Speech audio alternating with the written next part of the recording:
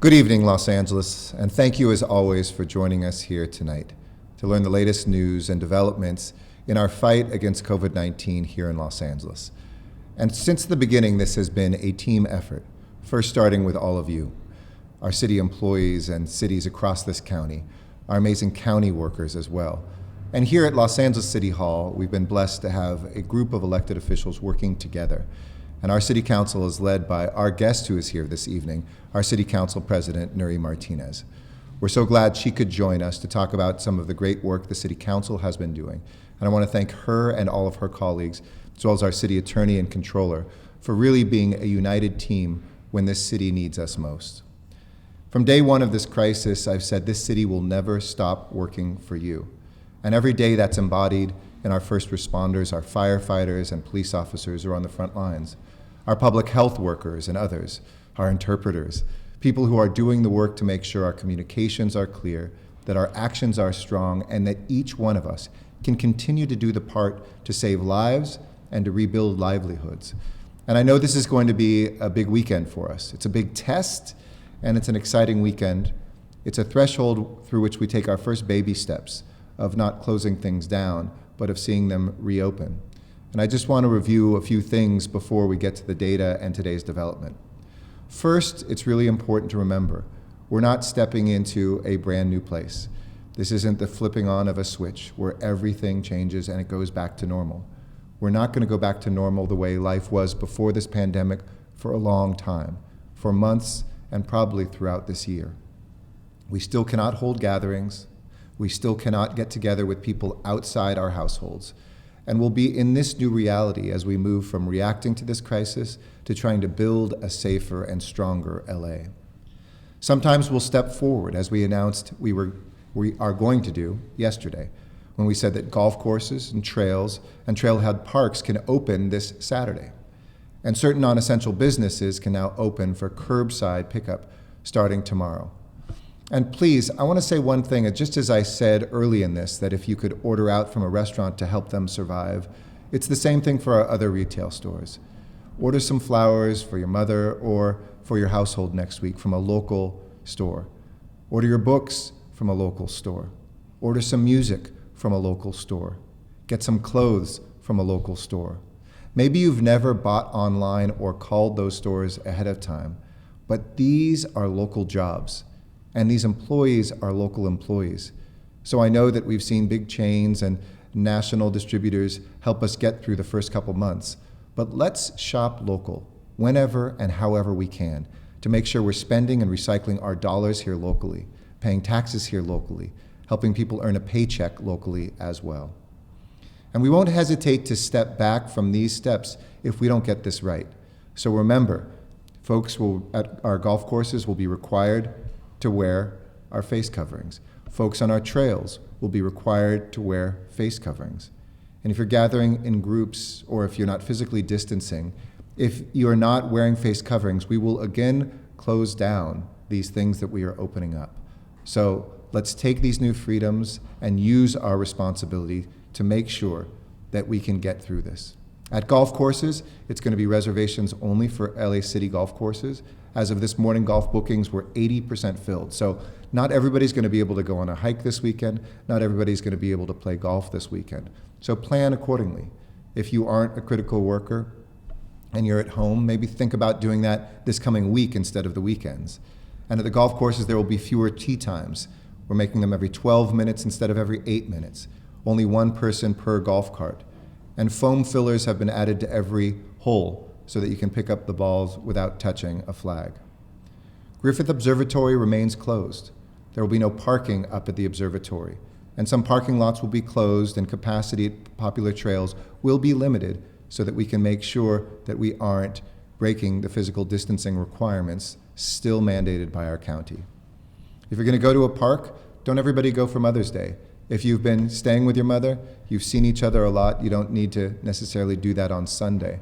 And for those whose mothers may be a little bit older, remember, it is still the county recommendation in our order that folks over 65 stay at home. And again, if this becomes dangerous, we will close it down, but our decisions are guided by our public health experts and data. So to see our key indicators and to see the stage that we're in, go to that new page that we've set up at coronavirus.lacity.org/saferLA. Having this information publicly accessible is really important. Today we learned that the federal government has withheld publishing the CDC's specific guidelines for our nation. That's unfortunate. But there are specific guidelines on reopening the county and LA that are ready right now. Second point, these small steps mean different things for different people. For everyone, it is still our foundation that it is safer to be at home, to stay at home. That's even more important if you're a senior, if you have an underlying health condition, if you have a disability, you remain safer at home. And if your business is not an essential business, or permitted business, you still must be closed or work from home. Nothing else has changed. And that brings me to my third point. This only works if we all do our part to save lives. That means wearing a face covering if you pick up groceries or visit an essential business for curbside pickup. And I'm so grateful to our partners at Metro today for announcing all bus and train riders will be required to wear a face covering beginning May 11th. And thank you again to Supervisor Hahn and my fellow board members at Metro for her and their work on this. And thank you to Metro CEO Phil Washington for taking this step, even when the agency I know has been financially taxed. It is doing everything it can to provide that critical service to all Angelinos. So what does this mean? It means practicing safe hygiene. It means proper hygiene, by frequently washing our hands. It means practicing safe distancing, always. And we know that decisions become data, tests taken, cases counted, and unfortunately the worst data, lives lost. Let's not make the data any worse. Let's do everything we can to make the data better. And with that, let's check the data out for today. Today, the County of Los Angeles reported another 815 confirmed positive COVID-19 cases, bringing the total to 29,427 diagnosed cases. This is a 3% increase since yesterday.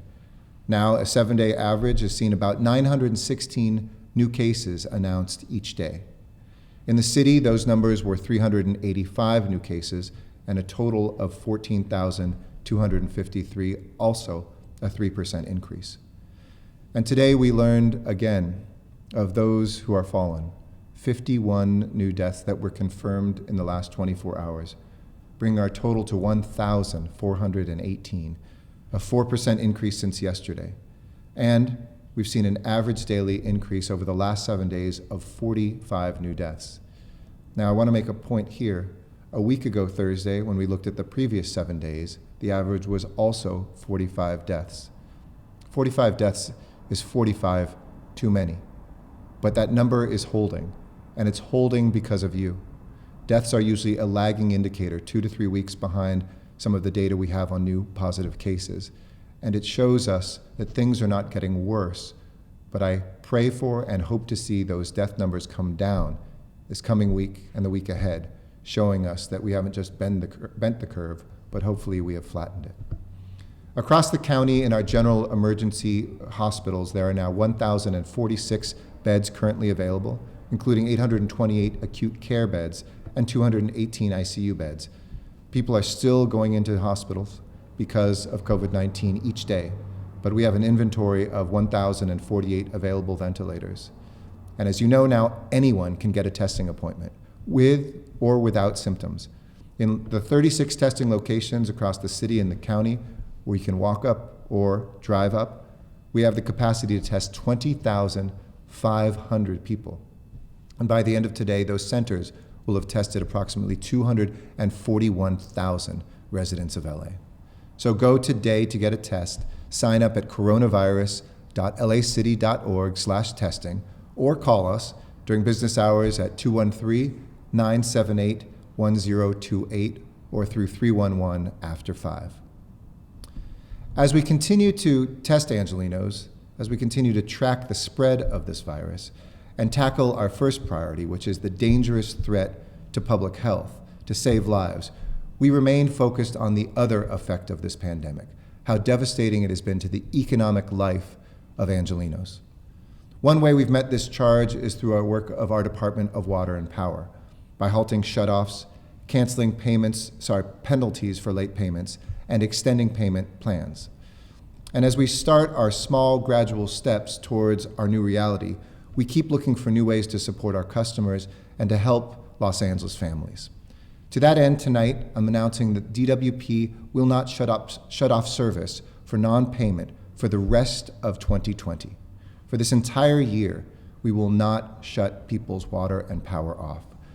Now, let me be clear, if you can pay your bill, you absolutely should, as your payments help us provide reliable service across the city.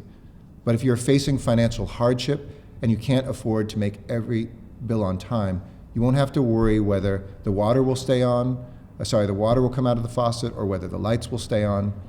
All ratepayers still must repay their bills down the line, but this measure gives everybody a little bit of breathing room. Like I know that Council President Martinez and her colleagues have done together with this office to make sure with folks not being evicted from their housing. These measures matter, and these measures help us see brighter days ahead. And I want to add one more reminder to the establishments, the businesses that are permitted to open for curbside pickup tomorrow. Stagnant water in our pipes can promote the growth of bacteria and lead and lead to corrosion, especially in older buildings. So as you prepare to get your operations back going, make sure you turn on the water and let it run for a while. Run the tap, flush your plumbing systems. Doing that will keep your workers and your customers safe if you haven't been there for a few weeks. The relief that we're providing to Angelinos comes in many, many different forms. I reported to you recently that because of the generosity of so many of you and your fellow Angelinos, that we had our original goal of raising $10 million to help 30,000 people with Angelino cards, that we were able to double that to $20 million, now helping 60,000 of our neighbors. And we've already distributed close to $6 million in cards. In our first 10 days of distribution, we helped 16,000 people living here in Los Angeles with Angelino cards to meet their basic needs and necessities. We're on our way to 60,000 total. It's a massive effort, and it's nation leading, and it's moving fast. And we're taking our experience of the last 10 days to help us be even faster with new computer systems and moving forward with following up folks who we've called already 4 or 5 times with no answer, but trying to track them down to make sure we can find them and we can get them their Angelino card. With unemployment levels continuing to soar, many, many more people need help now and will into the future. So please continue to donate at mayorsfundla.org/Angelino. Every dollar helps. The city is committed to doing everything we can to help you make your ends meet. And a big part of that work is focused on protecting our city's renters. Earlier in this crisis, I ordered a freeze on rent increases for 624,000 rental units under our city's rent stabilization ordinance. And this week, the City Council continued that action by voting to extend the freeze for 1 year after the crisis ends. I was proud to sign that law today and guarantee that renters across our city will continue to get this much needed relief. This freeze is just one part of our ongoing efforts to help people stay healthy and housed in their time of need, to take care of renters, to ensure no one is evicted because they can't cover rent, and that no bad actor can take advantage of a tenant. And we're constantly reevaluating, addressing issues that might emerge, and making sure that the rules we enact aren't just words on a piece of paper, but protections that are afforded to you by your landlord. That's why today I signed another new law passed by your City Council to prohibit landlords from using coercion, intimidation, or fraud to get their renters' stimulus checks, and to provide tenants with a private right of action if their landlord has violated any of the protections that the city has extended to them during this emergency period. This measure also requires that landlords provide you with our housing department's protection notice every time they contact you about your rental agreement during this period. The notice must be provided in the language that is predominantly used by the tenant, and for landlords and tenants, that can be found at hcidla.lacity.org. I applaud my City Council colleagues. It's an honor to serve with them and to see their leadership, led by our City Council President, Nury Martinez, for supporting renters. And you're going to hear from her with some more things in just a moment. You've heard it from me, and you've heard it from our City Council. This crisis is serious. This threat is real. COVID-19 kills, So even as we take steps forward, we have to protect each other and we have to protect our lives. It is better in the path forward if we stay safer at home whenever we can, and that we listen to science and medicine, that we listen to doctors and public health officials, that we not play politics with our lives or with our city. That lays the foundation for a stronger renewal, not just a good response and a reopening, but a renewal and a reimagining of our city to come back economically and in terms of our health stronger than ever before. So as always, I'm sending you strength and love. And with that, I'm going to hand it over to our City Council President, Nury Martinez. Thank you for being here, Madam President. Thank you. Thank you, and Mr. Mayor, and thank you for your leadership during this pandemic. Beyond calling for this state of emergency early on and working with our partners at the LA County on health and safety guidelines and taking bold and necessary steps to close our businesses before others did, clearly has saved lives. I do want to join our fellow Angelinos in thanking you for your message of hope and unity as we work through to control COVID-19. Good evening, my fellow Angelinos. As the Los Angeles City Council President, I am here tonight representing the 15 council districts and your representatives who serve you on the Los Angeles City Council. As we slowly but surely begin to reopen our city, I want to thank each and every one of you for your incredible sacrifice, for putting everything on the line and staying home, following social distancing, and wearing masks. Your commitment has not only helped you and your families, but you have also helped countless other people you will never know. Because of your actions, they will be able to live to see another day. Thank you to all of our essential workers, our first responders, our frontline workers, doing their jobs at the police and fire department, our hospitals, and also our grocery stores and restaurants. And for the families who have lost a loved one, and others who surely will, as a mother, as a wife, and as a daughter, I send my deepest, deepest condolences. God be with you all. When I became president of the City Council in January, I laid out a family's first agenda. I am a daughter of Mexican immigrants who became part of Los Angeles' working poor. I grew up in Pacoima in the Northeast San Fernando Valley, and I see public policy through that life lens. I said then that the Los Angeles City Council was going to prioritize working families, women and children, and those who are doing barely enough to be able to get by, and people living paycheck to paycheck. And during COVID-19, the City Council has enacted some of the most progressive family first legislation to protect fellow Angelinos, particularly the working class and the working poor, who will need us more than ever. And in Los Angeles, we have more renters and homeowners, many who have very little savings to be able to live by. Los Angeles and the Los Angeles City Council has enacted one of the most robust and legally defensible eviction moratoriums in the nation during this pandemic. If you can pay rent, you should. You should be able to pay back your rent, and you should be able to work with your landlord to be able to make payments accordingly. But if you cannot pay rent because you've lost your job or because you've been affected by COVID-19, then you have the right to be able to submit in writing within 7 days that you cannot make that rent. That's all you need to do. The city, with the support of our mayor, has enacted legislation that says you cannot be evicted during this pandemic if you cannot pay your rent or if you cannot pay it entirely. And we give you about 12 months to be able to repay it back once the pandemic is over.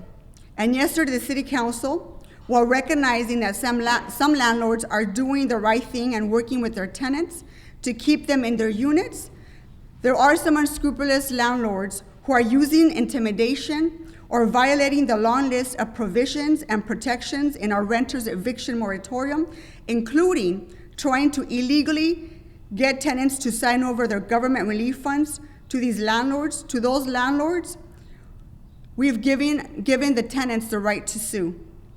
The tenants can now be awarded as much as $10,000 per offense or $15,000 for those over 65 years old or disabled. And the City of Los Angeles praises a majority of landlords who are working with their tenants to be able to work something out and keep them in their units.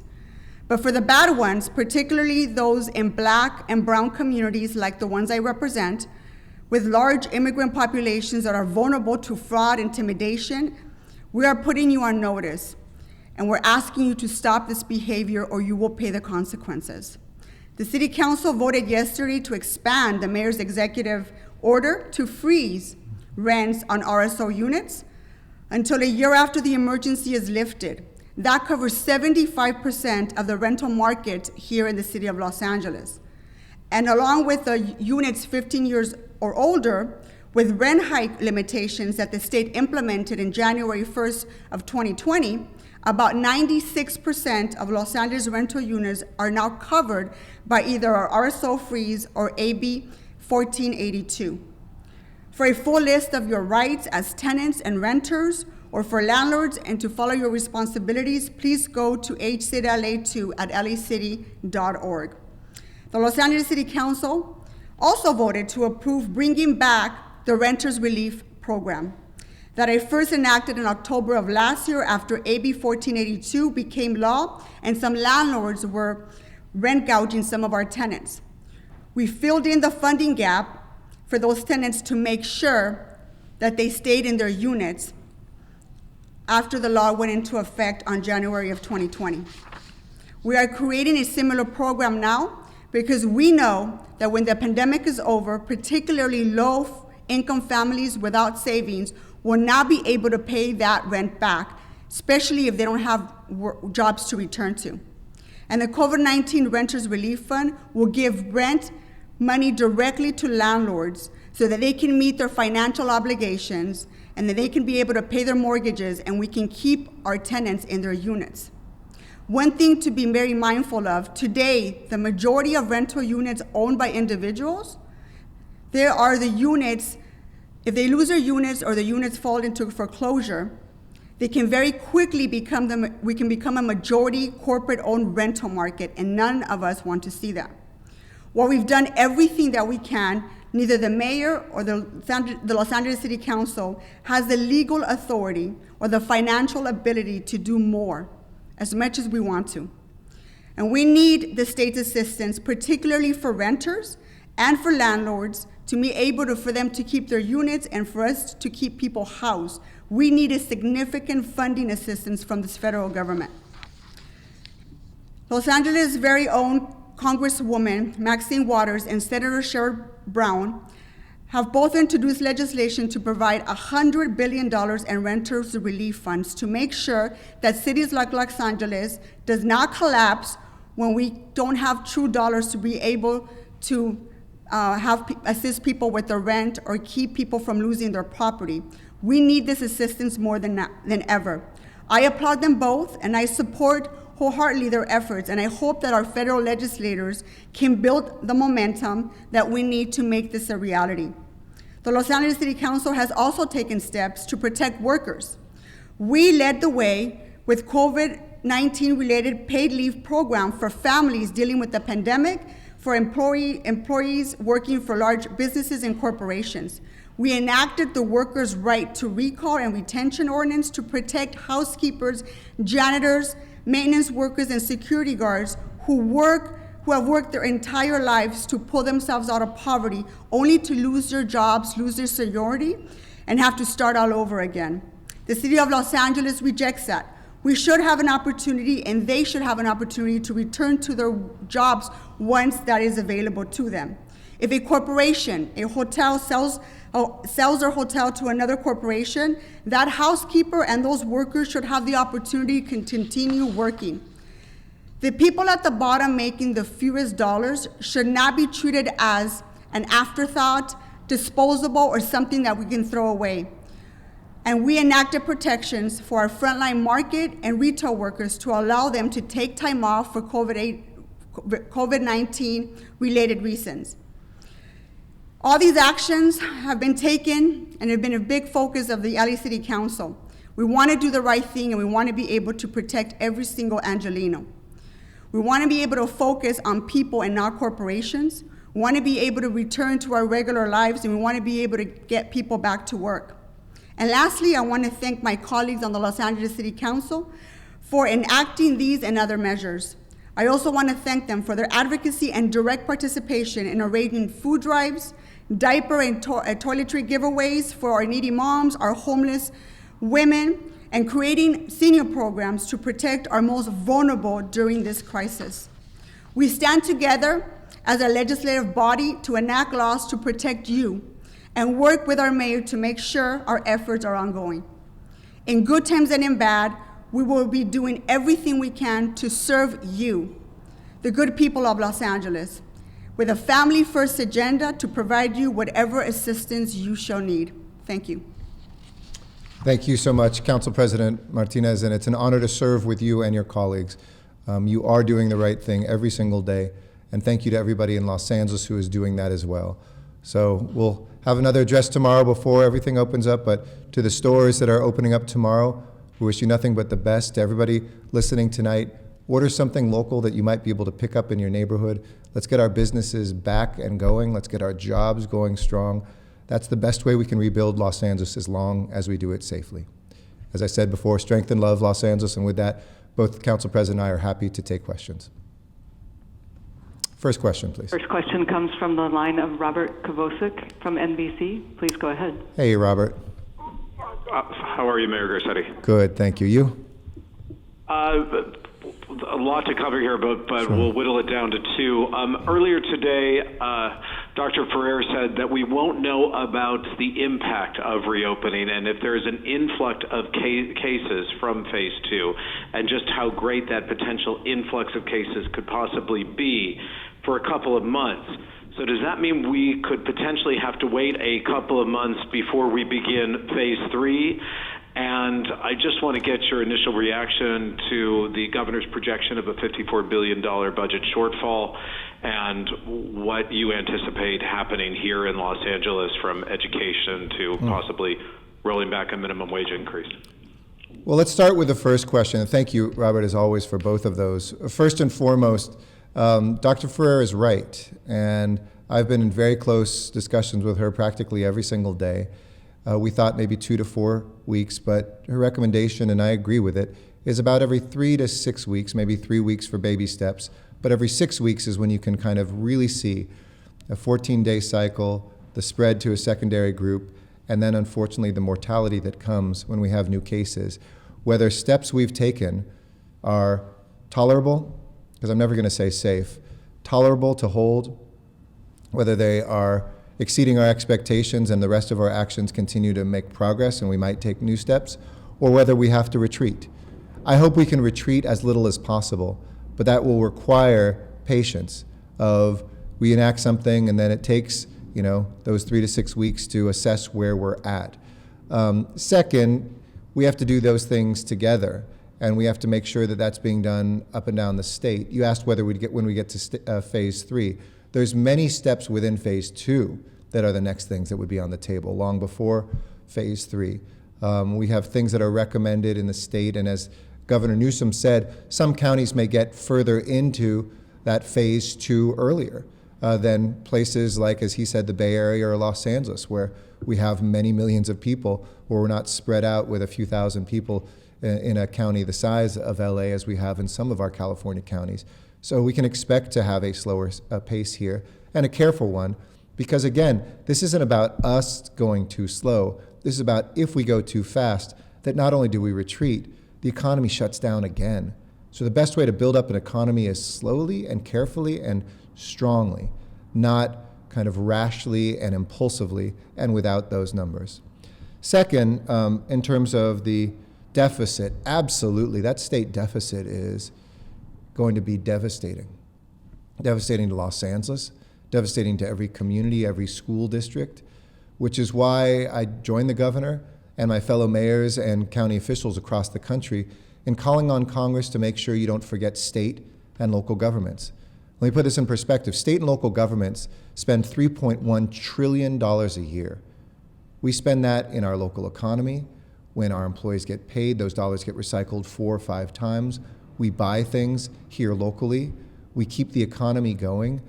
And at a time when first responders and medical professionals who work many times for county and even for the city are on the front line saving lives, it would be devastating to see those sorts of cuts across the board. How are we going to open up a school district if a school district faces a cut of a third?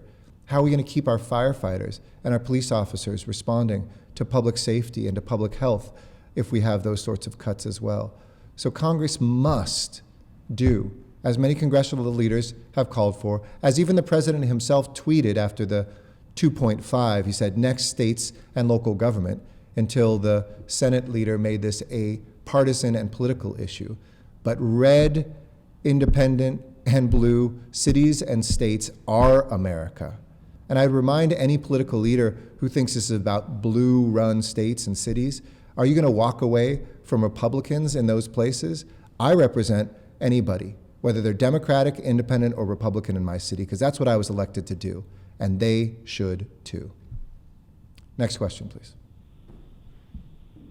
Our next question comes from the line of Claudia Piscuta from KNS News Radio. Please go ahead. Hi, Claudia. Just have some questions about the testing site. Sure. I think you said last night that the site can currently handle about 18,500 people a day. Is that correct? Is that the current capacity? And I'm wondering how many people are showing up each day. Are you noticing more demand in certain parts of the city? And any thought to adding more walk-up sites for people who don't have cars? Thank you. Yeah, we've heard about the walk-up sites. We have one right now in Echo Park and one in South Los Angeles. Absolutely, we're open to that, and I know the county is as well. So we'll continue to look at that, and we have a lot of proactive walk-to-people sites for folks that are experiencing homelessness, for seniors that are stuck where they are in senior nursing facilities, as well as other institutional settings too. The capacity, let me make sure I get this right. We talk about what the capacity is, the number of tests. We have the capacity right now to test 20,500 people a day. So we are confident. That doesn't happen every day. The reason we started expanding to people without symptoms who are critical workers, and then people without symptoms who are just everyday Angelinos, was because we had 2,000-3,000 tests sometimes going unused each day. Now we are pretty close to capacity, but the good news is, as I announced last week when we said this, is we can get more tests. So each day we're adjusting to that, ordering more if necessary. I know the county's doing that, and the state has announced they're bringing state testing sites online. We're trying to make sure that that's through the same portal, so it's not confusing if there's a few state sites here in Los Angeles County that some people would have to go through one portal. The city and the county use the same software, the same portal to make it easy. And you can be a city resident and go to a county site. You can be a county resident and go to a city site. So I hope the state can get there too. But the measure that folks talk about that you need to reach to be able to reopen things of the amount of tests is about 15,000 tests for every 10 million people a day. We are now at that. So that gave me the confidence to take these first steps, that while we haven't hit every metric that's recommended by at least the drafts of the CDC, we'll see if the draft ever becomes official because of the politicking in DC, but what the state has established today and some of the metrics they put forward, it is that 10 million people, which is our LA County, you'd need about 15,000 tests a day, and now we're doing that. So that's a really positive sign, but we'll continue looking at how we can get that more. Ideally, one last thing I'll say, through the long haul, we hope people will get tests through their providers and through local drugstores and things like we do with our flu tests. So we will continue standing this up until then, but insurance companies should be paying for these. They should be going through, our medical providers, and that will be a necessary part as we open up more of the economy and there's even more demand, even if some workplaces say, we need to make sure you've gotten a test on infectiousness in the last day or two. We hope that they will also take up some of the slack in a way that people go to doctors today. Thanks, Claudia. Next question, please. Our next question comes from the line of Bill Malushin from Fox 11. Hey, Please Bill. go ahead. How are you? Hey, Mayor. Thanks for the question. Of course. So during yesterday's City Council meeting, Councilman Bonin suggested that any hotels refusing to participate in Project Roomkey could potentially be guilty of civil rights violations. And he took it a step further and suggested that the city might want to take a look at commandeering these hotels. Do you agree with his comments? And will the city look at forcing these hotels to house the homeless? I'll repeat what I said last night, is that while we might have the rights to do certain things, and I'm not scared to use those powers, everything costs money. When you commandeer something, it still costs money. and we shouldn't necessarily commandeer the most expensive, $500 and $800 hotel rooms when we can house more people for the same dollars for less. So we're trying to negotiate each of those deals. We've talked to over 800 hotels. Many motels and hotels contacted us. This past weekend, we increased by 50% the number of beds, got another 1,000. But yes, we've helped some hotels get on their feet. We've helped them go through things like redevelopment, and it would be good for them to give back. And so many hotels have, for domestic violence survivors, for people who are experiencing homelessness, for our first responders right now, some of whom can't go home to their families, so they're staying in hotel rooms, as well as people who have need to either isolate because they do have COVID-19 or need to quarantine and can't do that at home. So all four of those things are being used in hotels. We want to see even more rooms, but between our shelters and the rooms that are being used for folks who are experiencing homelessness, it's pretty amazing that in 6 weeks or so, 3,000 people have come off the streets. If we could double that again the next 6 weeks or so, that would be pretty great. That would be the biggest movement of people off the street in LA history in the shortest amount of time. And then, as I've always said, step two, you could buy a hotel and burst through all of your money in a single hotel that only houses 500 people. Some hotels are very expensive.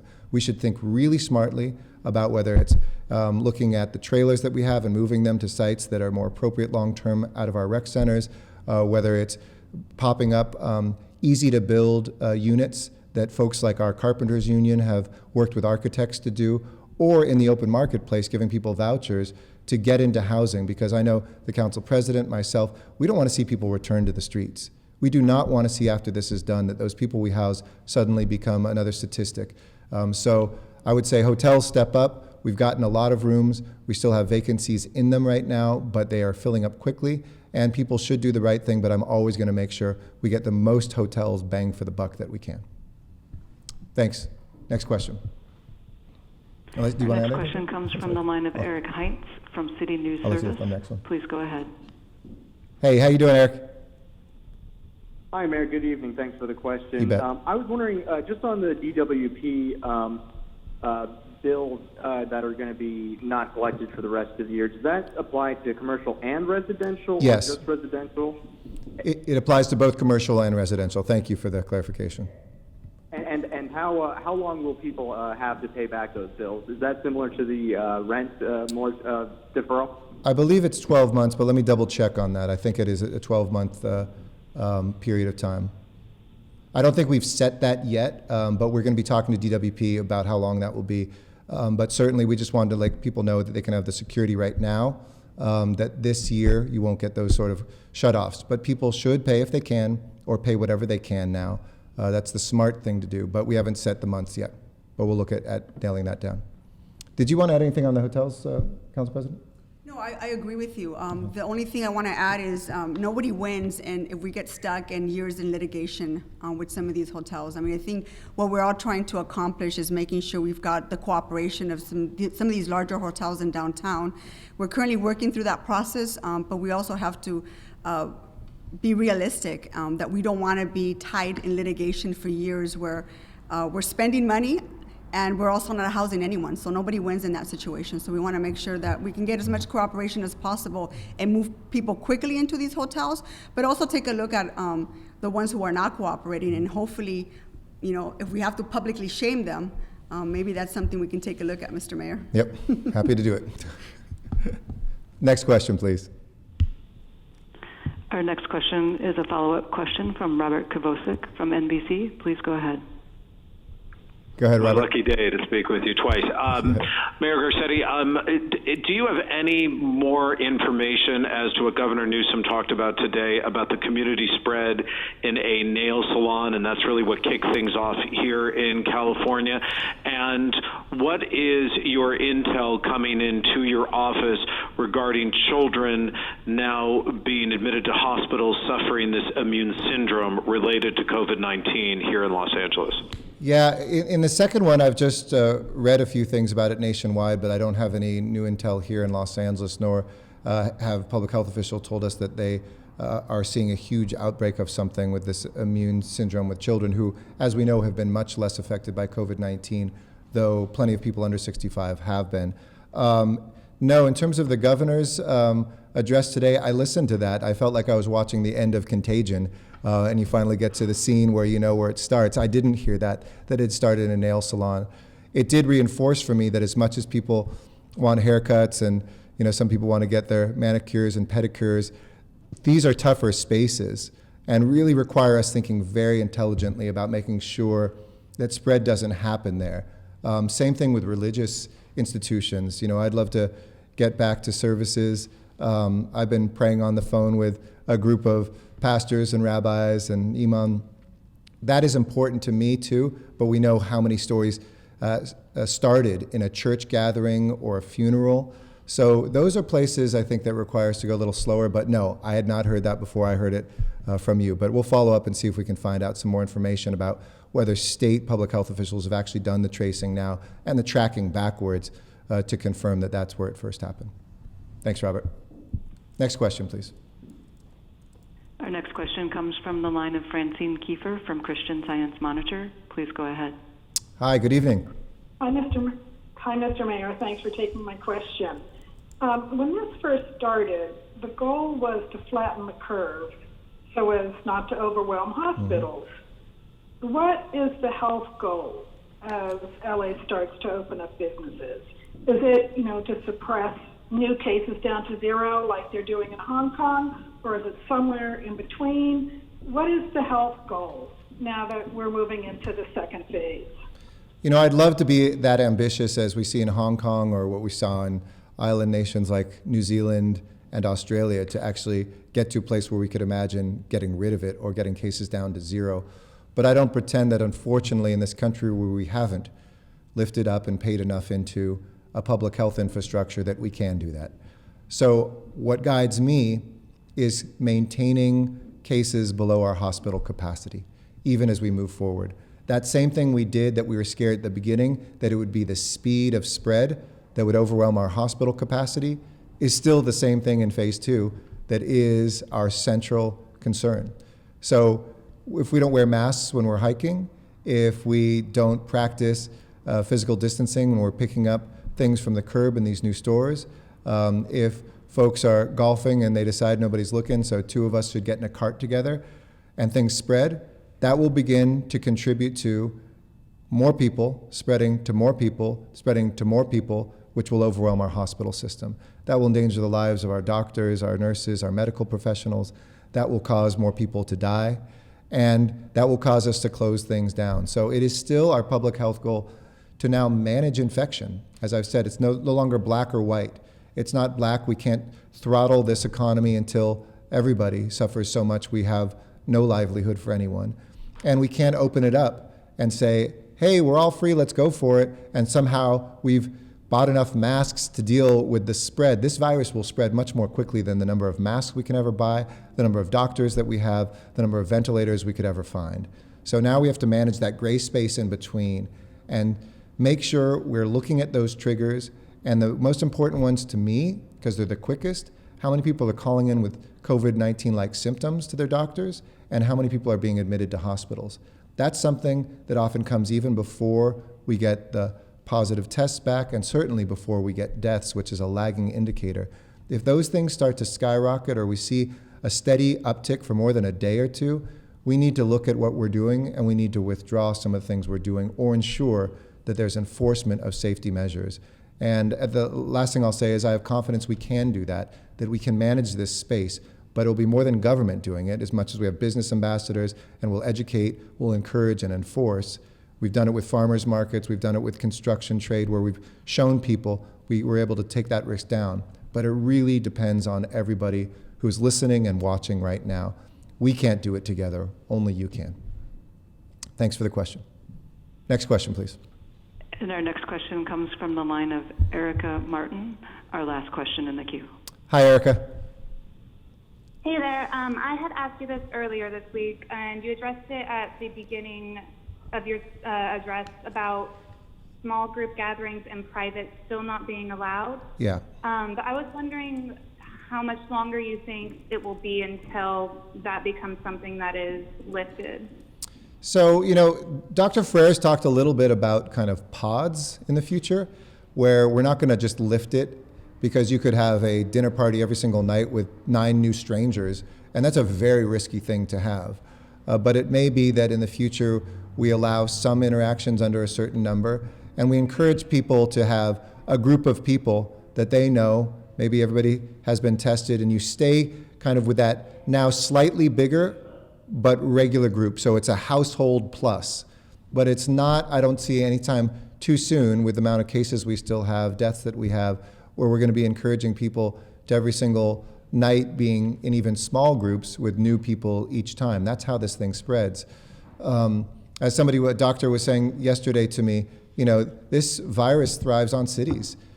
What makes cities so exciting are the places where people come to eat together, to listen to music together, to dance together, to watch sports together, and they often come from different neighborhoods, different cities, or even different regions.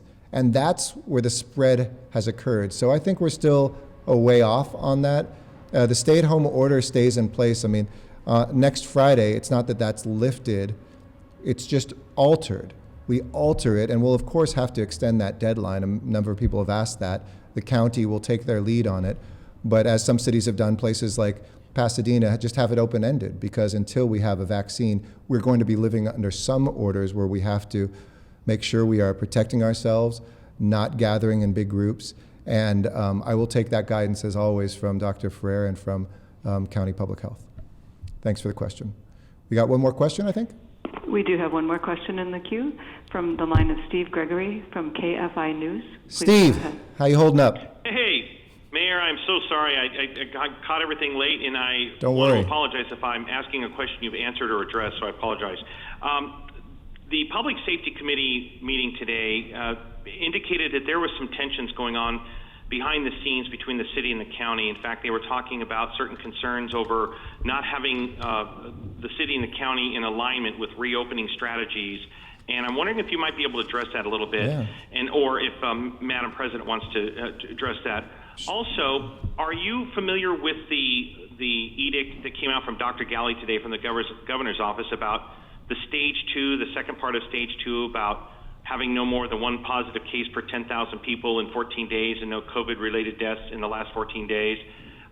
Seems like some very impossible criteria to reach. I'm wondering where you're at with the rest of phase 2. Thank you, sir. Absolutely. Thank you. And I'll let Council President add anything as well. Nothing could be further from the truth. Just in the last 24 hours, I think I've spoken to 3 or 4 of the 5 county supervisors.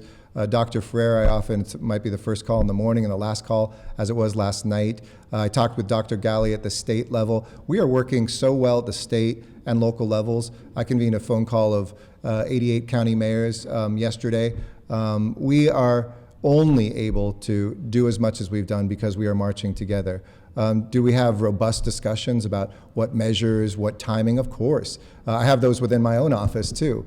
Our city council and our administration are working incredibly closely together. I might put something out and then they pass it as an ordinance. They might put something out and I make it an order. I mean, we're really marching together. So no, I think I can categorically say we're working extraordinarily well together. These have become not only great colleagues, but some of my closest friends during this as well at the county level. And we look forward, whether it's on homelessness, whether it's on testing, whether it's on making sure that we keep people safe with these orders, we will continue to be in lockstep.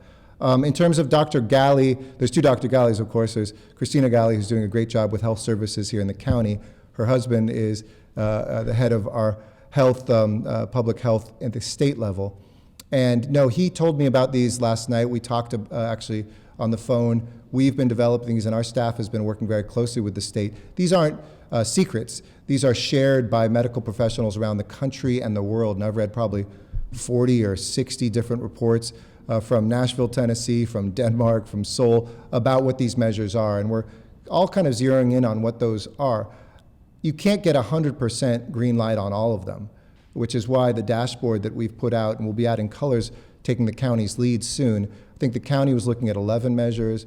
We proposed, 6 or 7, and the state now has put out 7 as well. We need those to be aligned, but it is true. We need this many people per 1,000 residents for contact tracing, this many tests per 1,000 people. And in terms of the cases, we do need to have some standards, but unlike a county that maybe has 9,000 people and is spread out in a big area, we probably won't get to 0 deaths for a long time. I wish we would. I pray that we will. But we will have to take some steps knowing that when you have 10 million people, statistically, you might not get as low as somebody who has, 1/100th or 1,000th the number of residents as you. So I think their metrics are good. I'm certainly going to be using as many of them as I can to make my decisions and what I recommend to the county, and I know the county is as well. And I believe they're going to be releasing the county versions of those in the next couple days as well. But in terms of, I know the council president's been working with county supervisors and others, so I'll let her comment on any of these rumors to dispel as well. Well, before that, just to clarify, it's not a rumor. I actually monitored the committee meeting today.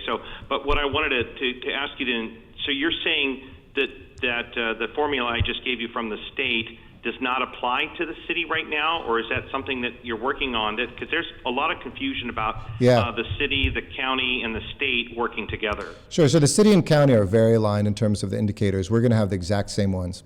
In terms of the state, they have acknowledged there's a diversity of geography, and so they're recommended ones. Like most of the state stuff, they kind of give you the guardrails and other times the guidance, but they don't prescribe what the absolute numbers have to be. They say that's up to the local government. They, in fact, said county boards of supervisors and public health officials at the county level can certify certain numbers of things, give that to the state, and the state will sign it off. So I think that'll be the same thing here, that a huge county, the biggest county in America, will be different than some of the counties we have, which are the smallest counties in America as well. So they're really good guidelines. They're not prescriptions that everybody has to. And I think we'll meet most of them, but we'll probably have a variance on a couple of them just given our size. Thank you, Mayor. Sure, you bet. Got anything on it? Well, I can only talk about my relationship with the county, and that's been incredibly cooperative. We look to them to guide us with facts and science. You and I talked about some of the things that we're looking at reopening as of this week, and I think they're doing it cautiously in an attempt to try to get us to come back slowly, but also making sure that if it doesn't work or we see anything that alarms us, we'll be able to pull it back immediately.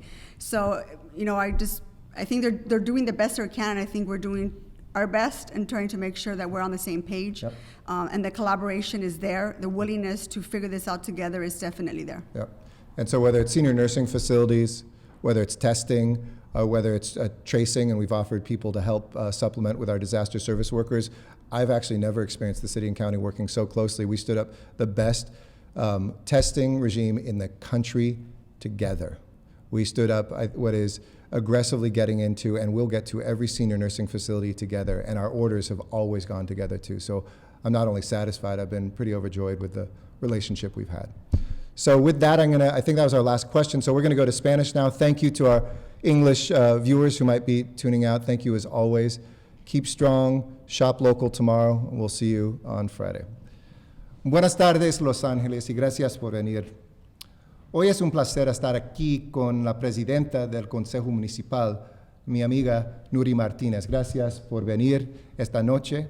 Y estoy agradecido a Nury y al Consejo por todo lo que han hecho para ayudar a Angelinos durante este tiempo difícil. Antes de empezar, quisiera hablar sobre la nueva realidad que tenemos delante de nosotros. Nuestras vidas no van a regresar pronto a lo que eran antes. Hay expertos que dicen que podremos esperar 2 años para tener una vacuna. Espero que nosotros podamos tomar pasos juntos. Y todavía no podemos tener reuniones ni encontrarnos con amigos afuera de la casa. Estamos tomando pequeños pasos hacia un Los Ángeles más seguro. Para ver los indicadores guiando nuestros pasos, visita la página coronavirus.lacity.org/saferLA. Además, estos pasos significan algo diferente para cada uno, pero para todos seguimos más protegidos en casa. Y finalmente, espero que todos tomemos la decisión juntos de salvar vidas, con llevar una cobertura facial en público y lavarse las manos para que nadie esté en riesgo. Ahora les comparto los datos de hoy. Hoy hubieron 815 nuevos casos en el condado de Los Ángeles, llegando a un total de 29,400 27. En la ciudad tuvimos 385 nuevos casos, llegando a un total de 14,253. Y hoy supimos del fallecimiento de 51 personas más en el condado, llegando a un total de 1,418 muertes. Y lo siento mucho por las familias que están sufriendo como el resultado de estas muertes. Somos con ustedes esta noche. Y en nuestros hospitales generales de emergencia tenemos 1,046 camas disponibles.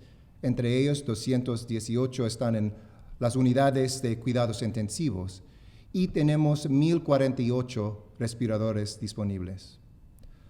Todos pueden hacer una cita para hacerse una prueba. Hoy tenemos 36 sitios de pruebas y la capacidad de hacer pruebas a 20,500 personas al día. Y para el final de hoy habremos hecho pruebas a 241,000 personas en total en estos sitios. Visita la página coronavirus.lacity.org/testing o llámanos al 213-978-1028 o al 311 después de las 5 de la tarde. Seguimos trabajando para brindar alivio para las familias con dificultades por toda la ciudad. Esta noche estoy anunciando con la presidenta del Consejo Municipal que el Departamento de Agua y Energía no desconectará servicio por falta de pago por el resto del año. Pero si puedes pagar tu factura, lo debes pagar.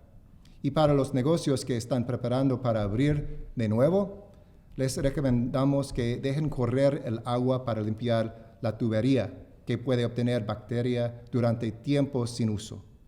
Esto les ayudará a proteger a sus empleados. Además, les quisiera recordar que pueden ayudar a sus vecinos. Sus donaciones son tanto importantes. Al Mayor's Fund de Los Ángeles y visita la página mayorsfundla.org/Angelino.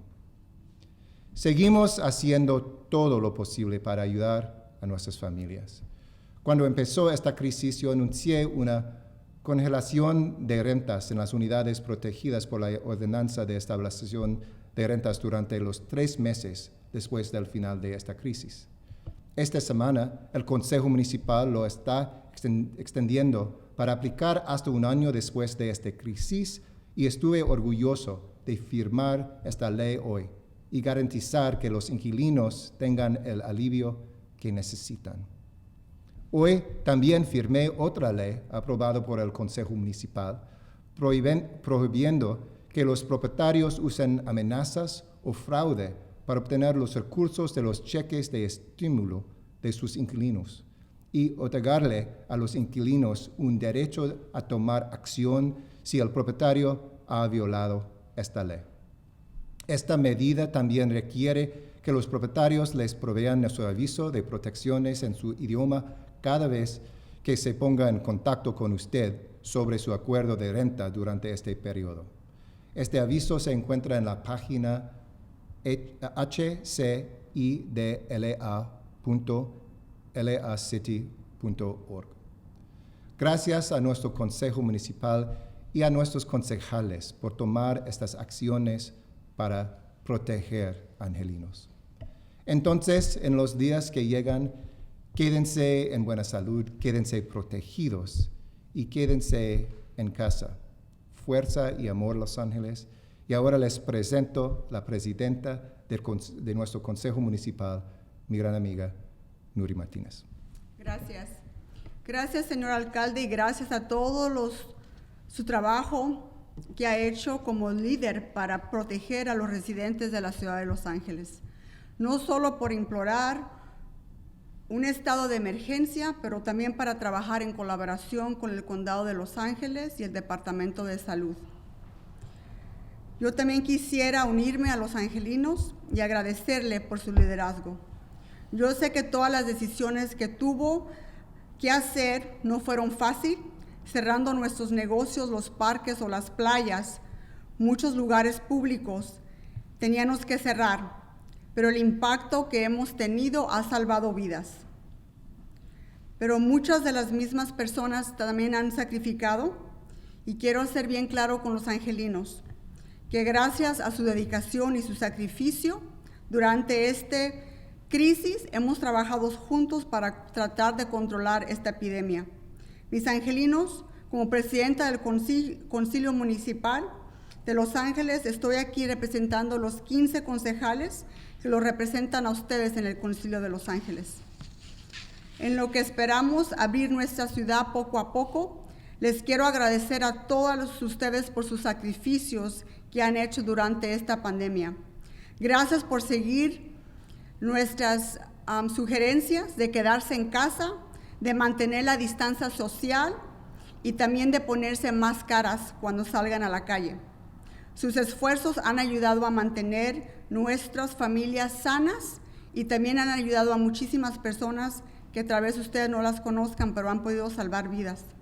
Gracias a todos los trabajadores esenciales, a los trabajadores de primera línea que siguen haciendo nuestro trabajo en los departamentos de policía y de bomberos, nuestros hospitales y también nuestros supermercados y restaurantes.